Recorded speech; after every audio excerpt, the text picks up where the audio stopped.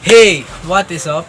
It's me, Miko Ramos from BSA 1A, and for today's video, I will be discussing to you about the Cavite Mutiny and what happened in the year 1872. So without further ado, let's get started.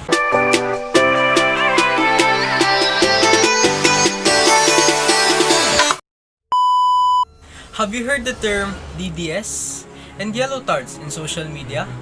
Are you wondering why netizens are intensely arguing on various issues today?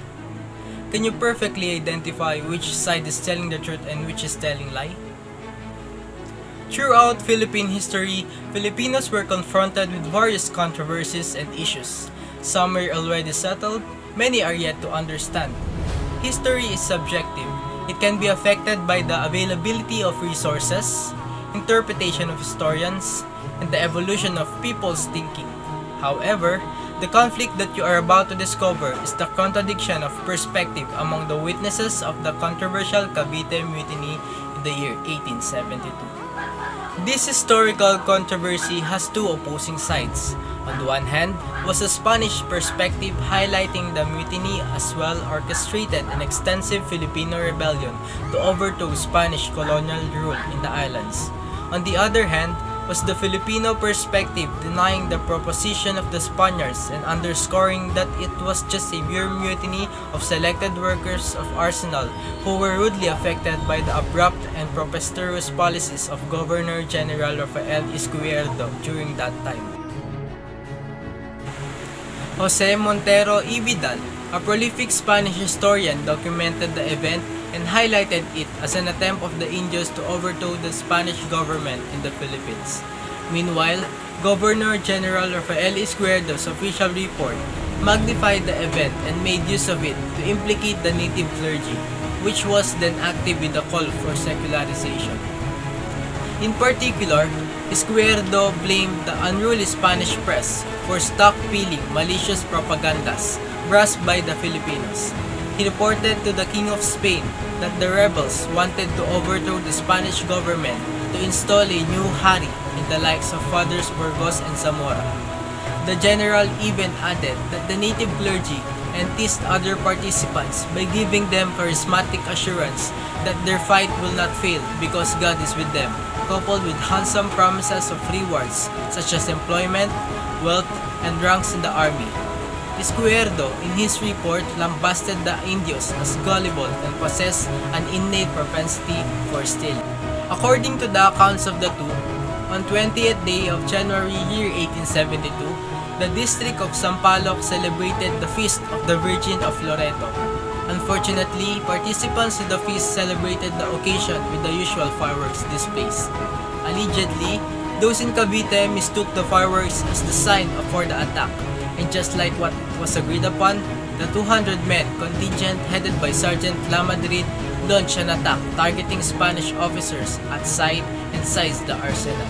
Major instigators including Sergeant Lamadrid were killed in the skirmish, while the GomBurZa were tried by a court-martial and were sentenced to die by strangulation.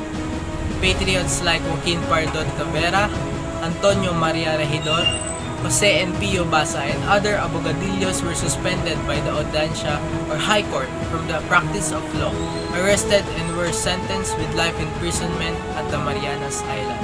On the 17th day of February, year 1872, in an attempt of the Spanish government and Philocracia to instill fear among the Filipinos so that they may never commit such daring act again, the GomBurZa were executed. This event was tragic but served as one of the moving forces that shaped Filipino nationalism. Dr. Trinidad Hermenegildo Pardo de Tavera, a Filipino scholar and researcher, wrote the Filipino version of the bloody incident in Cavite. In his point of view, the incident was a mere mutiny by the native Filipino soldiers and laborers of the Cavite arsenal who turned out to be dissatisfied with the abolition of their privileges. On January 20, 1872, about 200 men comprised of soldiers, laborers of the arsenal, and residents of Cavite headed by Sergeant Lamadrid rose in arms and assassinated the commanding officer and Spanish officers in sight. The insurgents were expecting support from the bulk of the army. Unfortunately, that didn't happen.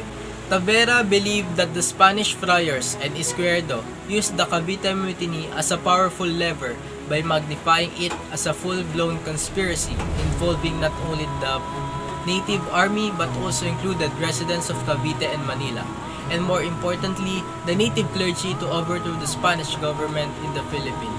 The friars, fearing that their influence in the Philippines would be a thing of the past, took advantage of the incident and presented it to the Spanish government as a vast conspiracy organized throughout the archipelago with the object of destroying Spanish sovereignty. Tavera sadly confirmed that the Madrid government came to believe that the scheme was true without any attempt to investigate the real facts or extent of the alleged revolution reported by Izquierdo and the friars. Convicted educated men who participated in the mutiny were sentenced life imprisonment, while members of the native clergy headed by the GomBurZa were tried and executed by garrote.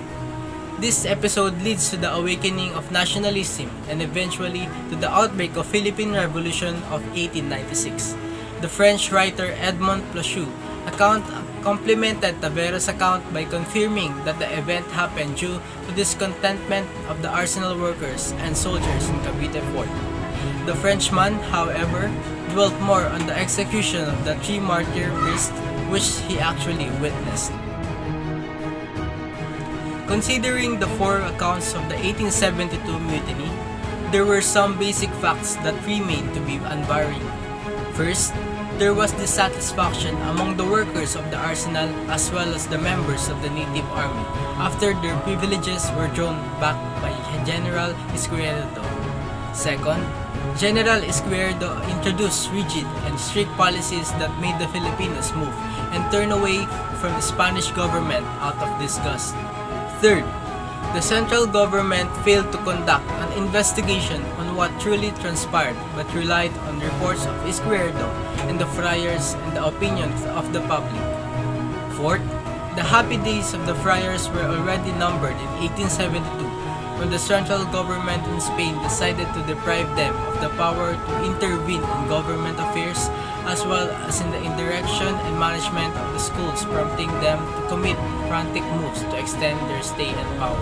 Fifth, the Filipino clergy members actively participated in the secularization movement in order to allow Filipino priests to take hold of the parishes in the country, making them prey to the rage of the friars. Sixth, Filipinos during the time were active participants and responded to what they deemed as injustices. And lastly, the execution of GomBurZa was a blunder on the part of the Spanish government, for the actions severed the ill feelings of the Filipinos, and the event inspired Filipino patriots to call for reforms and eventually independence. The road to independence was rough and tough to total. Many patriots named and unnamed shed their bloods to attain reforms and achieve independence.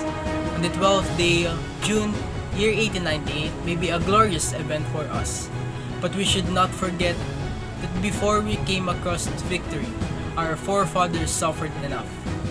As we enjoy our freedom, may we be more historically aware of our past to have a better future ahead of us. And just like what Elias said in Noli Me Tangere, may we not forget those who fell during the night. And that's it for today's video. But before I end this, I want to ask you something. If you're gonna choose, who do you think among the different perspectives are telling the truth for what happened many years ago? Just leave a comment down below so I can see your opinion about this matter. So once again, I am Mika Ramos from BSA Wadi. Have a great day.